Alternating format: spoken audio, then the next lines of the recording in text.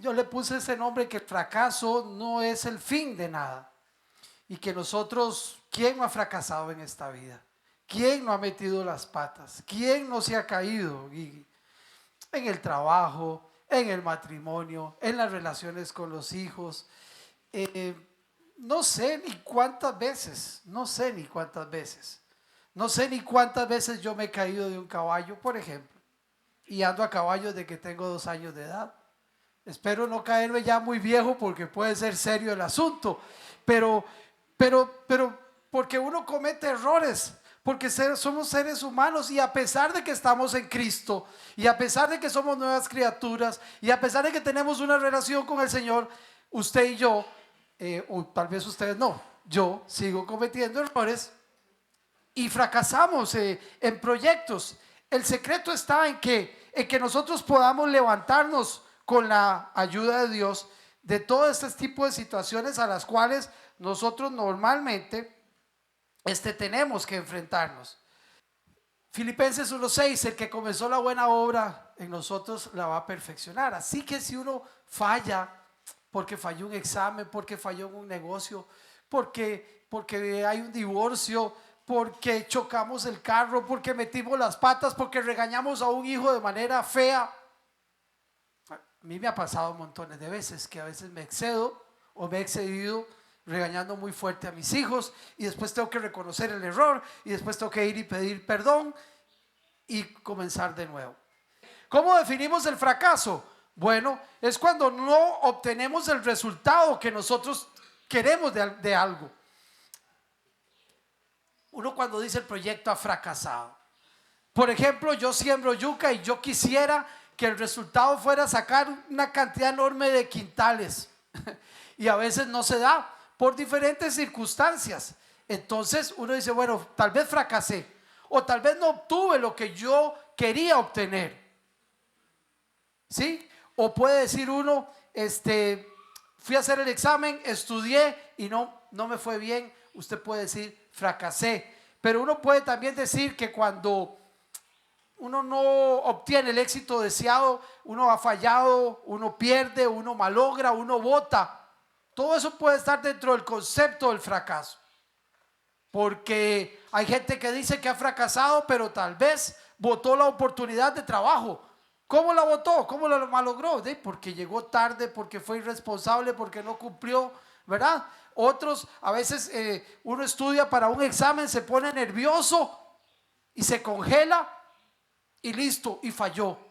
Y usted pudo haber fracasado también, ¿cierto? O sea, lo que quiero, el objetivo que tenemos, o que tengo hoy en mi corazón, es que podamos entender que el fracaso es parte de la vida. Como tiene que ser parte de la vida, es levantarse y volver a intentarlo 1, 2, 3, 5, 10 veces. No importa, hay que volver a intentarlo y no quedarnos atascados, autoseñalándolos o algo así, porque lo vamos a ver más adelante. El fracaso es como una arena movediza. Si uno no se mueve para salir de ahí, se lo traga. ¿Sí? Ok, entonces es una definición ahí, y necesito también que ustedes me ayuden y puedan levantar la mano y participar. Vea, el constructor de carros, uno de los más grandes de la historia, Henry Ford, decía: el fracaso es la oportunidad de comenzar de nuevo, solo que de forma más inteligente. ¿Qué quiere decir con eso? De que si uno fracasa, tiene que aprender de los fracasos, de sus errores, y volver a comenzar tratando de no cometer los errores que hizo en el pasado. A mí me gusta, cuando termina el ciclo de un cultivo de piña, de yuca o de maíz, analizar si no obtuve el resultado deseado, si fracasé entre comillas, analizar qué fue lo que hice mal o qué es lo que tengo que mejorar para iniciar el nuevo proceso y hacerlo tratando de no cometer los errores que cometí en el ciclo anterior. Y creo que nosotros tenemos la consigna de aprender de nuestros errores. Otro jugador de básquet, Michael Jordan, el más grande de todos los tiempos: he fallado 9,000 tiros, he perdido 300 juegos, 26 veces han confiado en mí y fallé. He fracasado una y otra vez en mi vida, y eso es por lo que tengo éxito. No se puede alcanzar victoria o éxito si uno no ha fracasado. Es muy difícil. Ay, ok, Sherman, sí. Tomás Alva Edison, un constructor de un tipo que inventaba cosas, decía que no ha fracasado, solo me he topado con 10,000 maneras o formas que no funcionan. ¿Sí? Abraham Lincoln, el presidente número 51 uno de los expresidentes de Estados Unidos, llegó a la presidencia a los 51 años de edad. Y este hombre había 7 intentos por llegar a la presidencia. En los 7 había fallado. Pero persistió hasta que llegó y se convirtió en uno de los más grandes de la historia de los Estados Unidos. Y tengo esta historia de un juego de fútbol americano.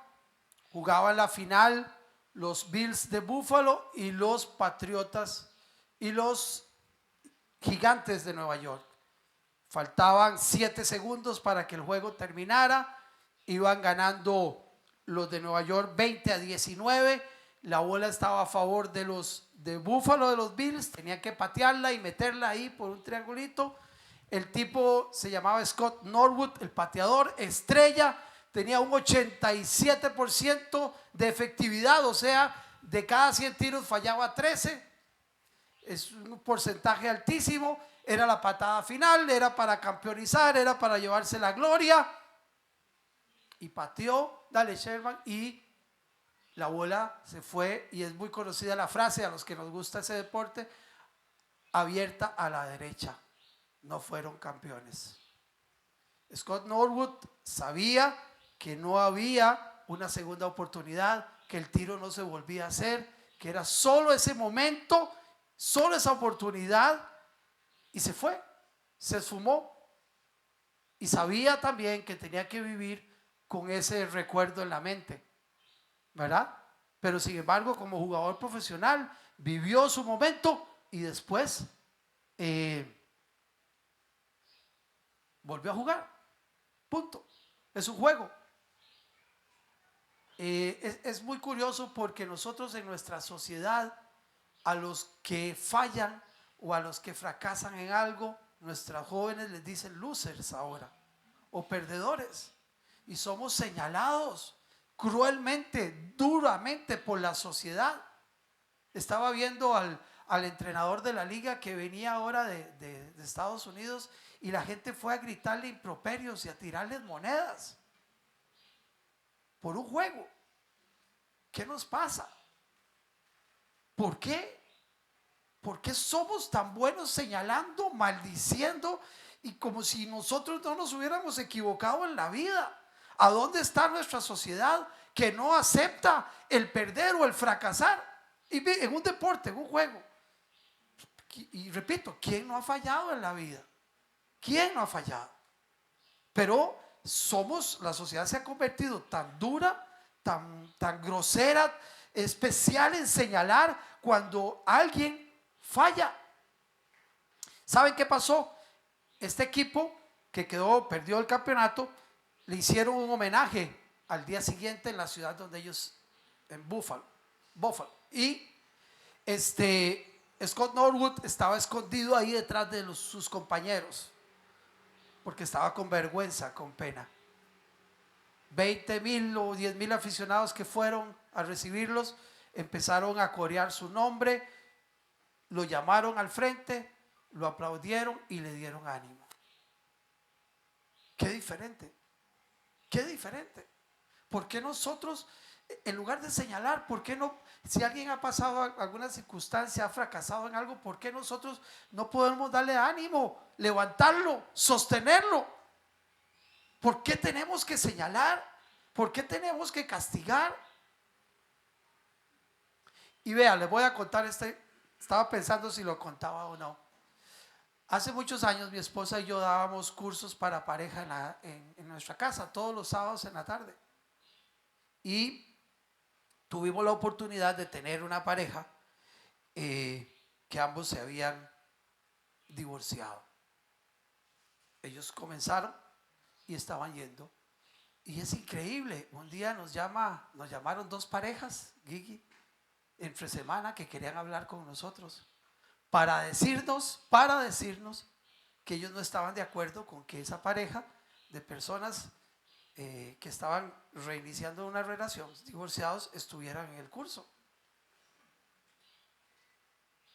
¿Qué es eso? Y uno, como es medio jeta abierta para hablar, ¿verdad? Vanessa, no. Yo les dije, le digo, mire, yo lo siento mucho, mi amigo, si usted no está de acuerdo, no venga, no se preocupe, no se martirice, pero esas personas van a venir a nuestra casa, ellos están reiniciando su vida, probablemente reconoce que han fracasado y quieren iniciar de nuevo. ¿Quién soy yo para decirles que no? Y el compañerismo, y que somos cristianos, y que el amor, y que esto y que lo otro. Y no ellos, sino yo me pongo, ¿cuántas veces uno no comete y hace lo mismo, exactamente igual? Dale, por favor. Iguales. Vea, vamos a ir a Josué 7, pero antes de eso yo quiero nada más darles el contexto donde se mueve ese capítulo 7 de Josué.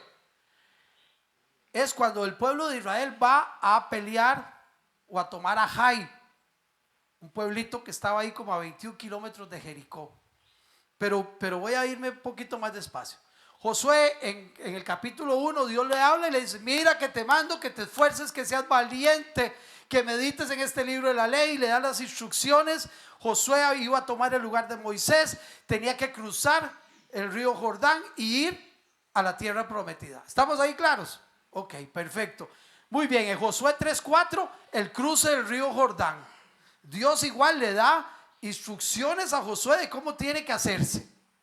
El río Jordán era cruzado en época de la cosecha, cuando lo iban a cruzar, pero eso coincidía con el deslave o el deshiele de las montañas, y el agua del hielo que se formaba ahí se venía sobre el río se hacía muy ancho y profundo, de 1 a 3 metros de profundidad, 25 a 30 metros de ancho.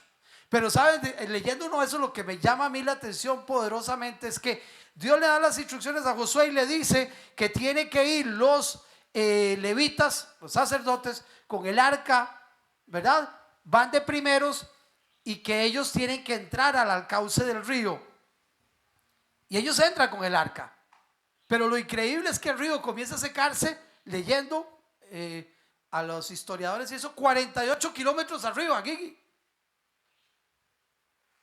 El río comienza a secarse desde arriba. No fue que se dividió como cuando cruzaron el Mar Rojo, no, se secó desde arriba, y 2 millones de personas pasaron en seco por el río Jordán. Dios da instrucciones y se cumplen. Luego viene en Josué 6 la toma de Jericó, la primera ciudad que tenían que conquistar de Canaán, con unos muros enormes. Hablan de 6, 9 metros de alto, 4, 5 metros de ancho. Y bueno, estaban muertos de miedo todo el asunto, pero había que hacer algo, había que darle vuelta, gritar, y al 7º día se cayeron los muros y fue una victoria extraordinaria. Y ahí, en el capítulo 7, por favor, ahí caemos a la historia que quiero contarles el día de hoy. Dice así, Josué 1 al 9. Perdón. Sí, Josué 7 del 1 al 9. Sin embargo, Israel desobedeció las instrucciones sobre lo que debía ser apartado para el Señor. Un hombre llamado Acán había robado algunas de esas cosas sagradas. Así que el Señor estaba muy enojado con los israelitas. Acán era hijo de Carmi, un descendiente de Zimri, hijo de Sera, de la tribu de Judá. Dios le había dicho, acuérdense, van a tomar Jericó, y no quiero que toquen nada de Jericó, nada. Lo único que puede quedar de ahí vivo y que pueden sacar, ¿quién era? ¿Se acuerdan? De Rahab, la prostituta. Nada más. No podía quedar nadie vivo y no se podían tocar nada. Ok, verso 2. Josué envió a algunos de sus hombres desde Jericó para que espiaran la ciudad de Jai. que está al oriente de Betel, cerca de Bet-Aven. Era una ciudad pequeña, a 21 kilómetros de Jericó. Cuando regresaron le dijeron, los espías, le dijeron a Josué: no es necesario que todos vayamos a Jai, bastará con 2,000 o 3,000 hombres para atacar la ciudad. Dado que ellos son tan pocos, no hagas que todo nuestro pueblo se canse teniendo que subir hasta allí. Verso 4. Así que enviaron unos 3,000 guerreros, pero fueron completamente derrotados. Los hombres de Jai persiguieron a los israelitas desde la puerta de la ciudad hasta las canteras y mataron como a 36 que iban en retirada por la ladera. Los israelitas quedaron paralizados de miedo ante esto y su valentía se desvaneció. Verso 6. Entonces Josué y los ancianos de Israel rasgaron sus ropas en señal de aflicción. Se echaron polvo sobre la cabeza y se inclinaron rostro en tierra ante el arca del Señor hasta que cayó la tarde. Verso 7. Entonces Josué clamó: oh Señor soberano, ¿por qué nos hiciste cruzar el río Jordán si vas a dejar que los amorreos nos maten? Si tan solo nos hubiéramos conformado con quedarnos del otro lado. Señor, ¿qué puedo decir ahora que Israel tuvo que huir de sus enemigos? Por cuanto los cananeos y todos los demás pueblos de la región oigan lo que pasó, nos rodearán y borrarán nuestro nombre de la faz de la tierra. Y entonces, ¿qué pasará con la honra de tu gran nombre? Interesante. Después de una victoria extraordinaria, 2 victorias extraordinarias, cruzar el río Jordán y tomar Jericó, van a tomar una ciudad pequeñita y fracasan, fallan. Una derrota, podría decir uno, humillante. Dale, Sherman, por favor. Ok, la pregunta es, ahí Sherman, ¿por qué fracasó Israel? ¿O por qué fracasamos nosotros muchas veces? Y para mí hay mucha similitud. Vean, número 1, muchas veces voy a pelear mis batallas sin la aprobación de Dios. Muchas veces inicio un proyecto sin la aprobación de Dios. ¿Qué hicieron ellos? ¿Le consultaron a Dios? ¿Oraron? Nada. Simple y sencillamente Josué, en lugar de consultarle al Señor, envía a los espías.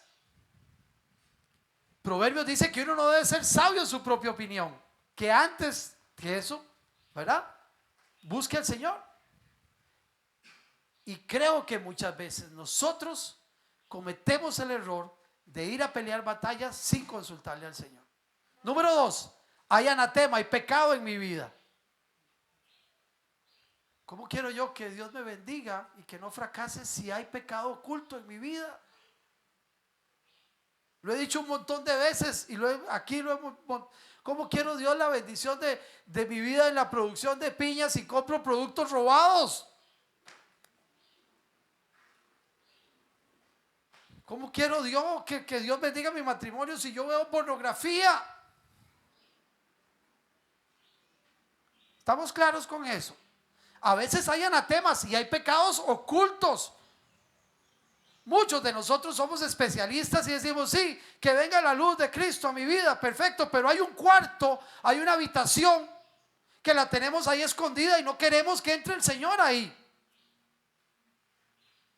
Y usted puede decir: aquí está la entrada a la casa, la sala, desde lo otro, y la bodega ya en la esquina, en el fondo, José Luis, la mantenés en oscuridad. Y ahí está el anatema.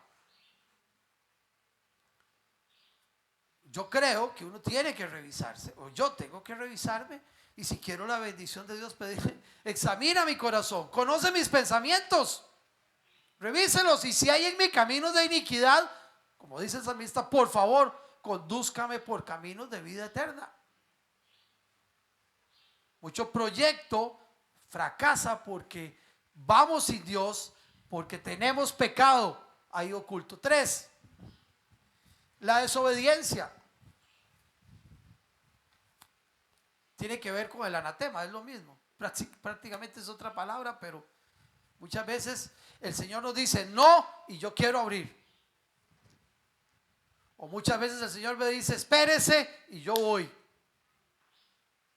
Si el Señor me dice que no, yo agarro la puerta y la abro a patadas, después no me asusto si una vez que la abro me dan. Si el Señor me está diciendo que no. Ahora usted me va a decir, ¿y cómo hace uno? Bueno, hay que buscar al Señor, hay que leer la palabra. Yo tenía listo un tema para hoy, era basado en proverbios, de 3, 4 cosas errores que uno comete. Entre esos el adulterio, la mentira, y entre esos eran las fianzas. Pero como no quería hablar que nada que tuviera dinero, ¿verdad? Pero Dios dice, póngase vivo. Y si usted va a fiar, entonces tome chichi. Tome por necio, por majadero, por terco. Es que, ¿qué otra cosa? Dale, Sherman, por favor. Desestimamos a nuestro enemigo. ¿Qué dijeron los espías? No, hombre, ese pueblillo lo agarramos. ¿Para qué vamos a llevar 30,000? Llevemos 3,000. Si eso es un jamón. No desestime la batalla que usted tenga que dar. No la desestime. No piense que es facilísimo. ¿Sabe qué pasó? Jai es un pueblo que está a 1054 metros arriba de Jericó y está como en una loma. De ahí fueron y los agarraron y les zamparon. ¿De ahí sí? ¿Qué dijeron? No, hombre, eso es un jamón. Usted sabe, después de haber derrotado a la gente de Jericó, ¿cómo se siente usted? Como un monstruo que nadie puede ni tocarlo. Y van y ¡pa! ¿Sí? No desestime al enemigo. Y mucho menos si es el diablo que se viste de ángel de luz, que quiere robar, matar, destruir, que es vivísimo, que es poderoso. No lo desestime. Hay batallas que se ganan de rodillas también.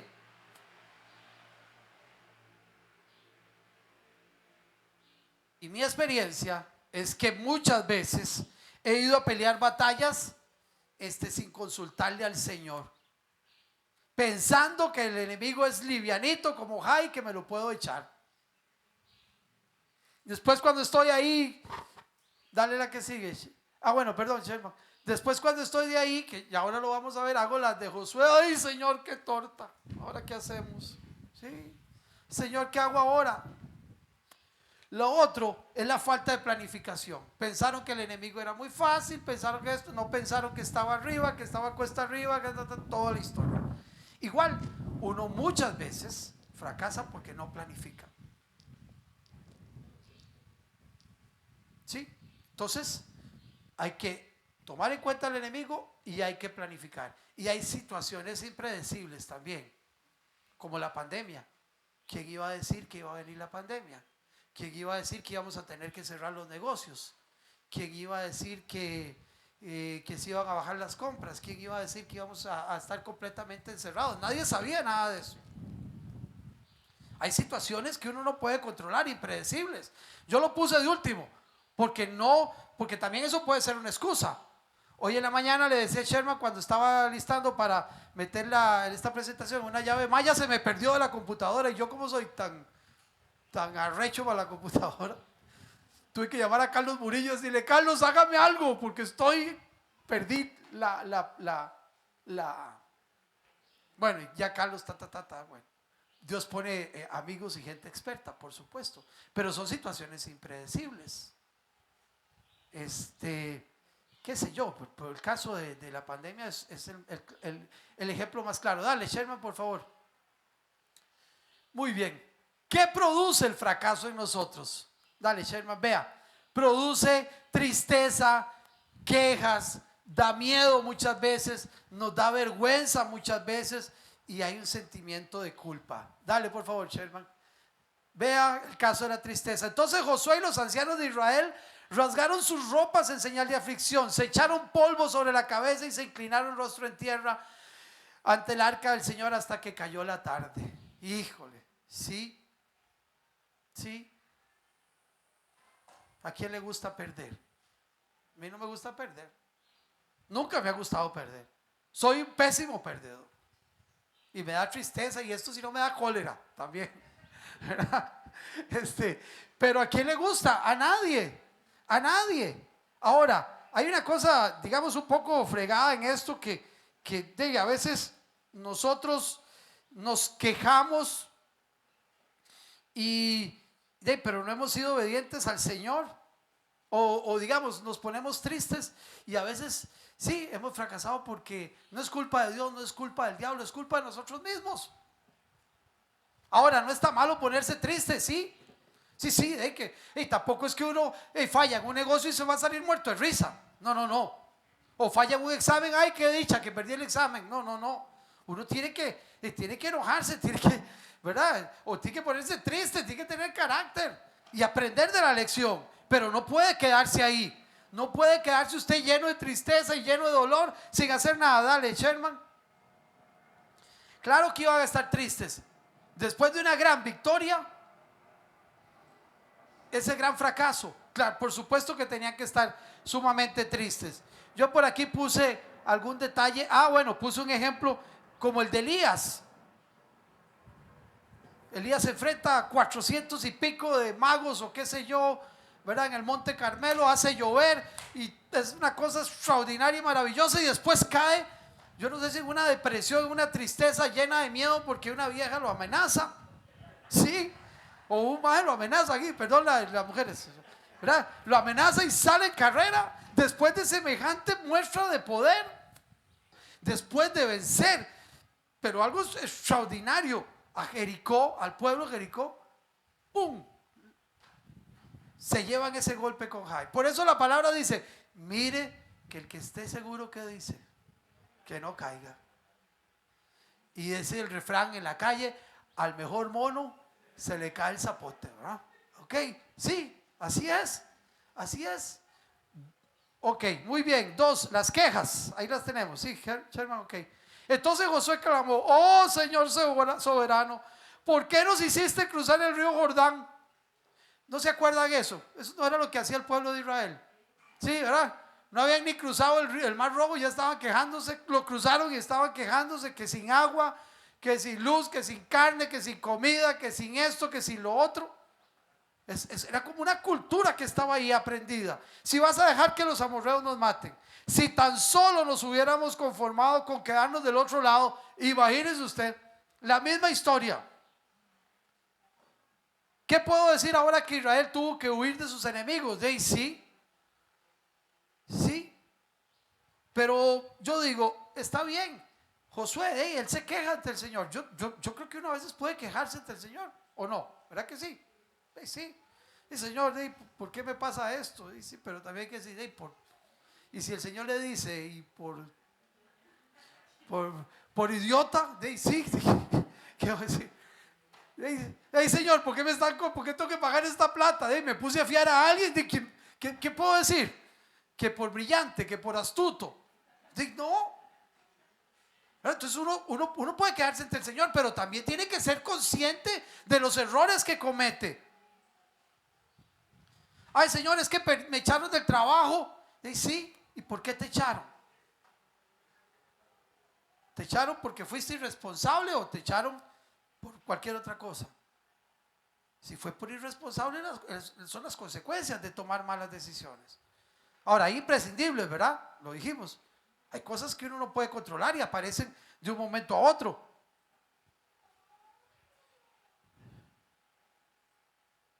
El esqueísmo. Dale, Sherman, sí.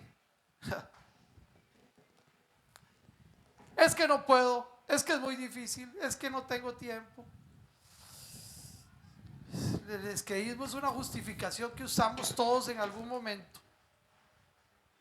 Uno comienza cuando deja de buscar excusas. Y sí, fallé, Señor, perdóneme. Y voy a intentarlo de nuevo. Pero no busquemos excusas, porque yo no sé si a usted le pasa, pero nosotros somos expertos en buscar excusas. Expertos. Y un amigo mío me hablaba de otro amigo de él. Me dice, mira, ese hombre es el señor de las excusas. Para todo tiene una excusa y nunca reconoce que cometió un error. Yo puedo ir a quejarme con el Señor, pero también puedo decirle, Señor, y reconozco también que he cometido un error. Es como que David, que salió y vio a la mujer y, uy, Señor, ¿por qué salí? ¿Por qué no me puso una cortina o algo? ¿Verdad? Sí, sí, sí. No, pasó un pájaro y tiró una cuita y me cayó, entonces me distrajo. No, no. ¿Verdad? O sea, lo que quiero decir es que nosotros, como bien dice Gigi, fracasamos porque cometemos errores. Está bien ir, uno puede ir al Señor, sí. Señor, perdóneme porque fui un tonto. Perdóneme porque me dejé engañar. Perdóneme porque fui vago. Perdóneme porque no fui o porque fui indolente.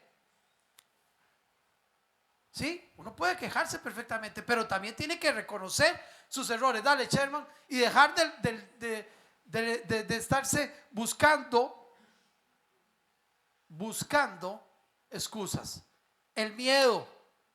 Así que enviaron a unos 3,000 guerreros, pero fueron completamente derrotados. Me estoy devolviendo un poquito. Los hombres de Jai persiguieron a los israelitas desde la puerta de la ciudad hasta las canteras y mataron como a 36 que iban en retirada por la ladera.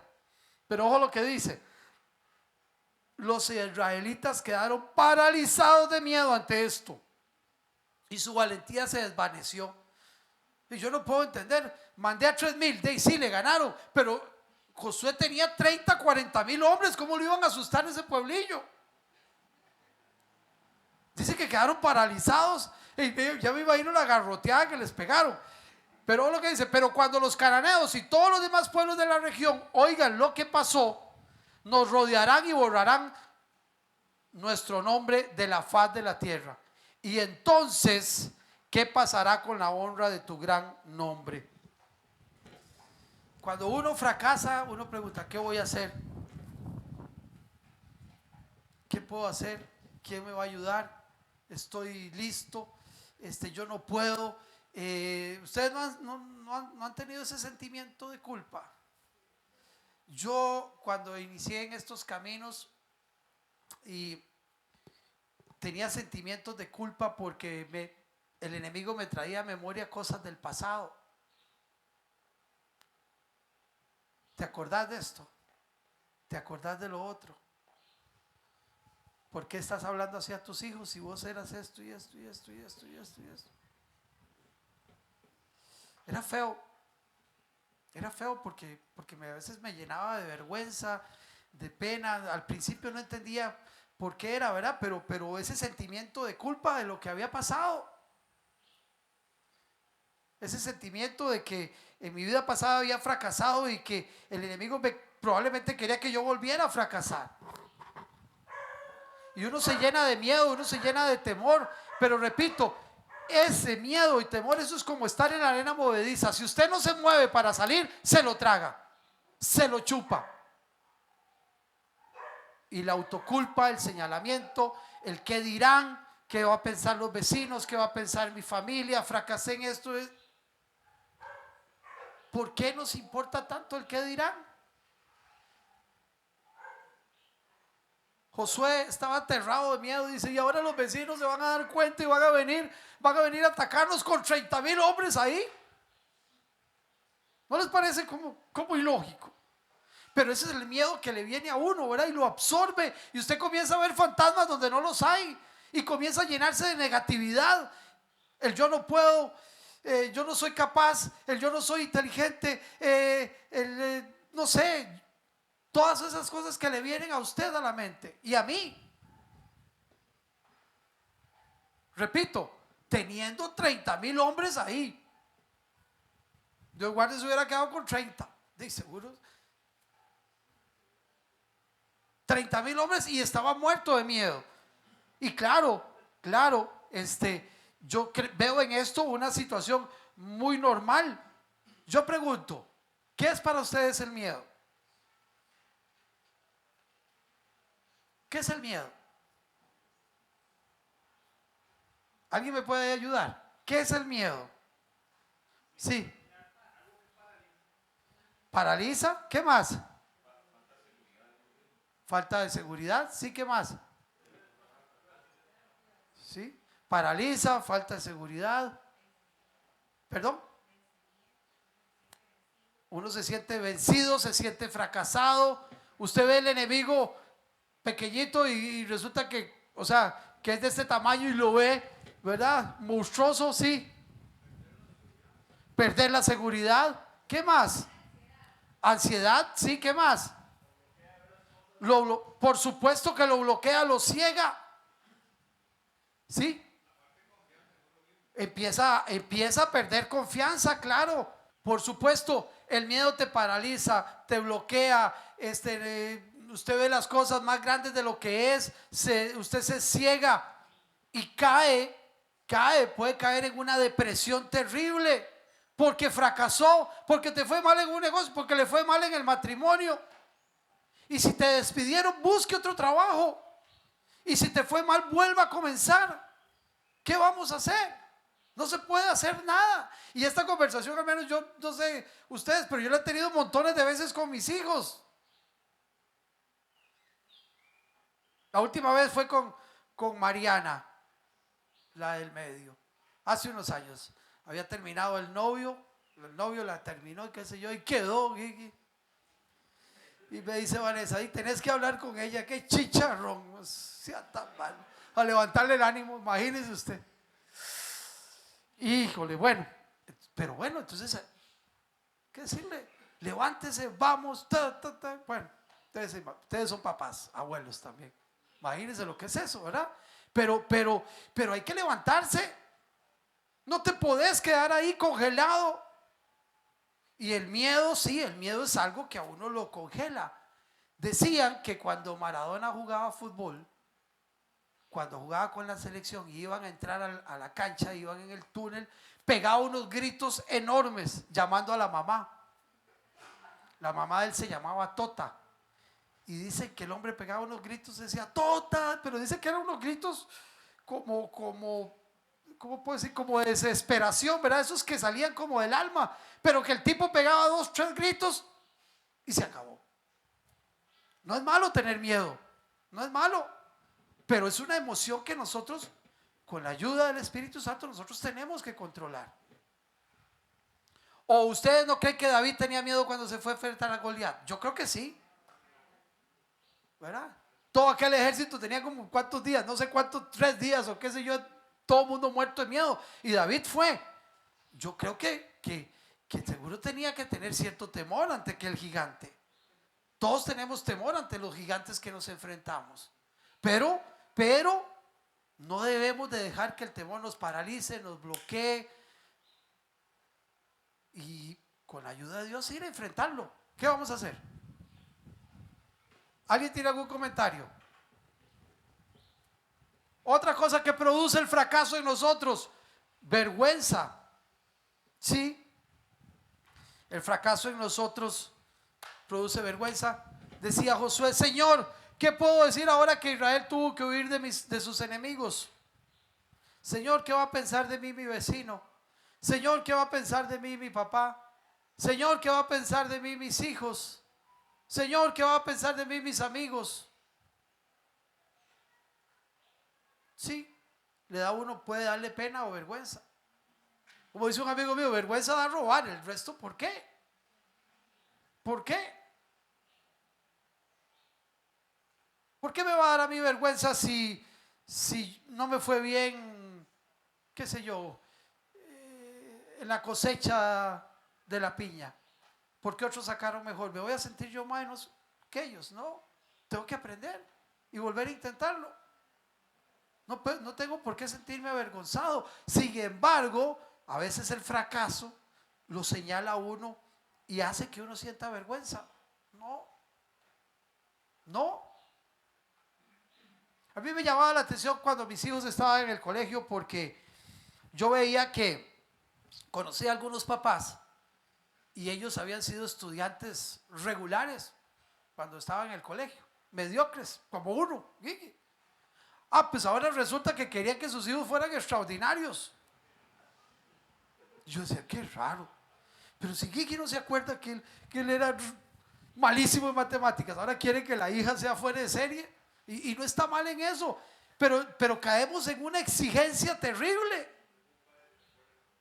Sí, claro, sí, ¿verdad? Entonces, yo no sé, pero entonces si entonces la hija no es promedio, nos da vergüenza. O si pierde y tiene que ir a presentar, nos da vergüenza. ¿Pero por qué?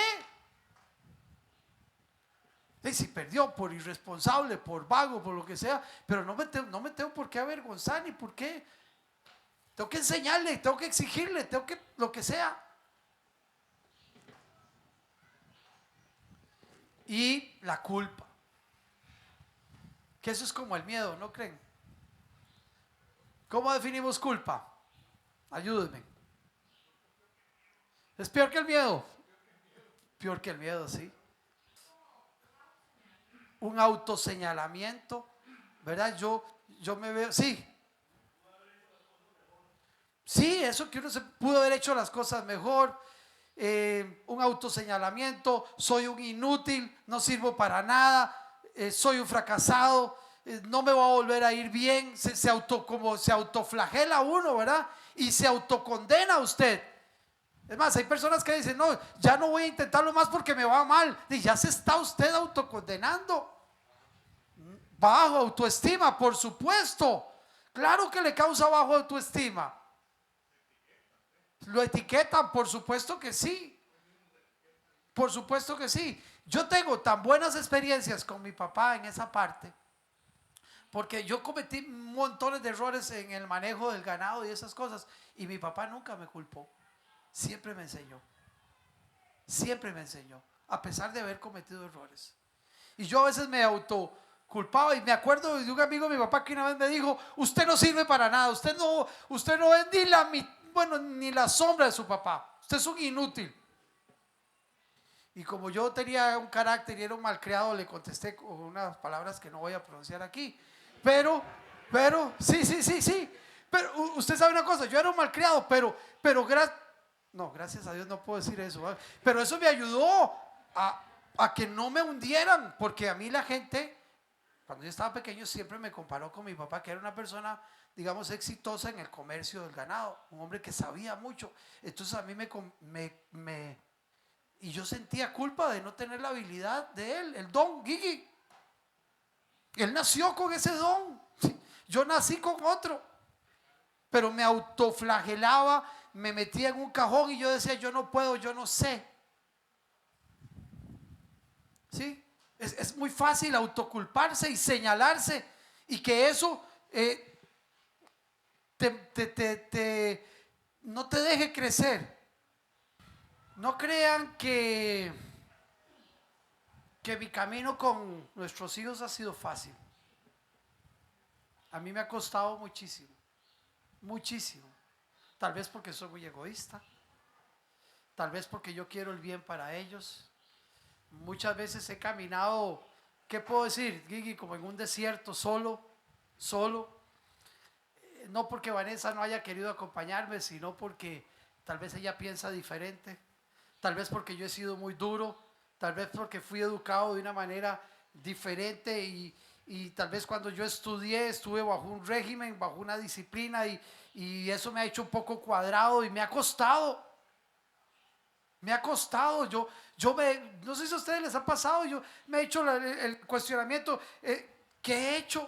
He sido un buen padre, ¿en qué fallé? En esto y lo otro. Yo no sé si les he contado, pero en algún momento tuve un enfrentamiento con mi hijo, y yo le voy a ser muy sincero. Yo creo que lo único que merecía es que le metiera un cañazo. Y sigo pensando lo mismo.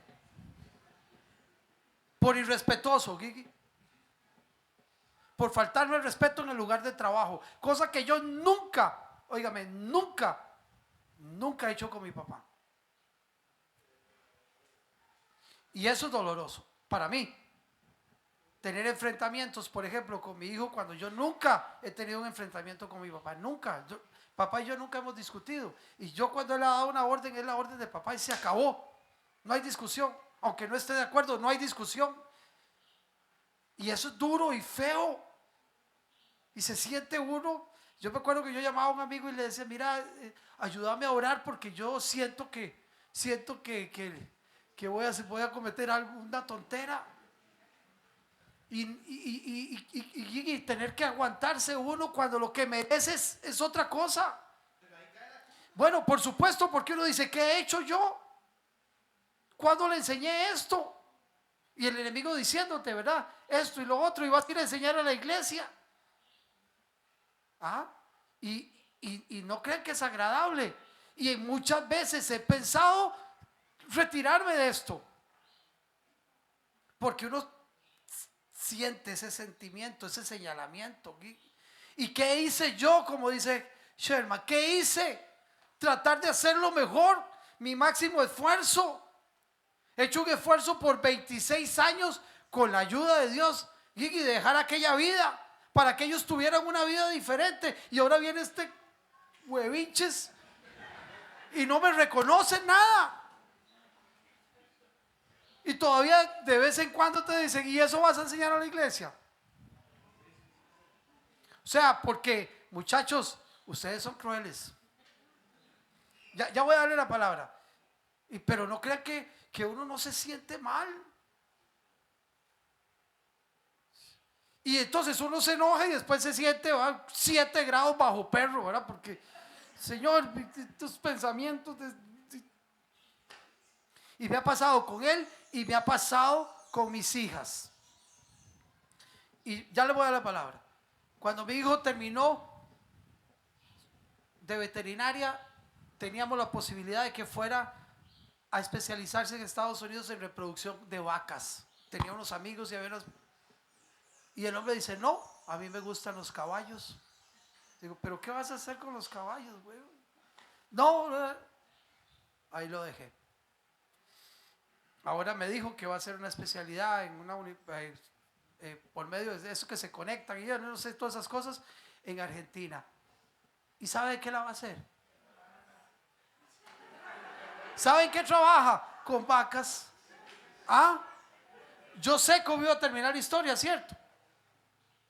Hace 5 años, no, 5 años, o qué sé yo, 7 años cuando terminó, teníamos los contactos de tengo esto, tengo un amigo que papá te recibe allá. No. Y entonces uno tal vez, yo estoy de acuerdo, pero uno a veces como papá es egoísta, pues buscando el bien de él, ¿verdad?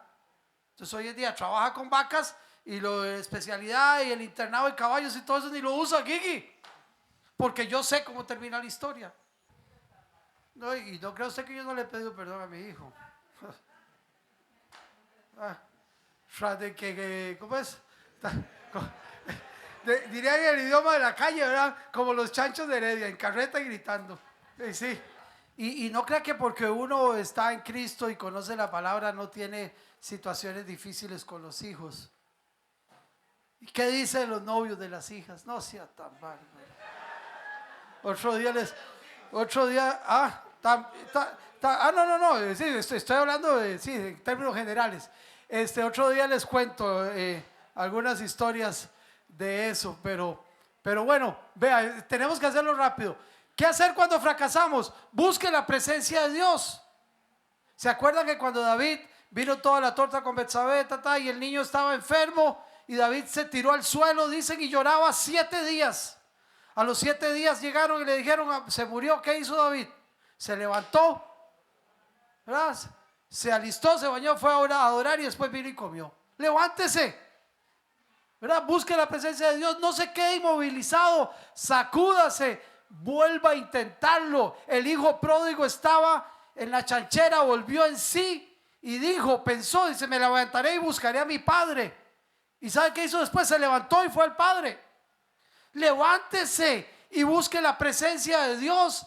Enfrente la situación creyendo que la fe y la misericordia es mayor que su fracaso.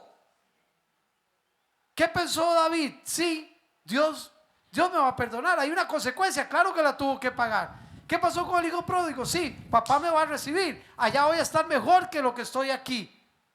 En las manos de Dios, ninguna derrota es un fracaso aplastante.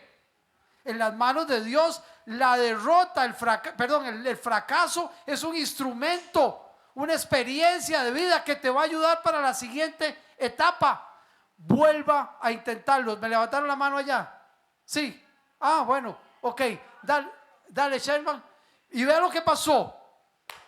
En Josué 8 le dice, entonces el Señor le dijo a Josué, no tengas miedo ni te desanimes. toma a todos tus hombres de guerra, ya no 3,000, a todos los hombres de guerra, 30, 40,000, y ataca la ciudad de Jai, porque te he entregado al rey de Jai, a su pueblo, su ciudad y su tierra. Los destruirás tal como destruiste a Jericó y a su rey, pero esta vez podrán quedarse con el botín y los animales.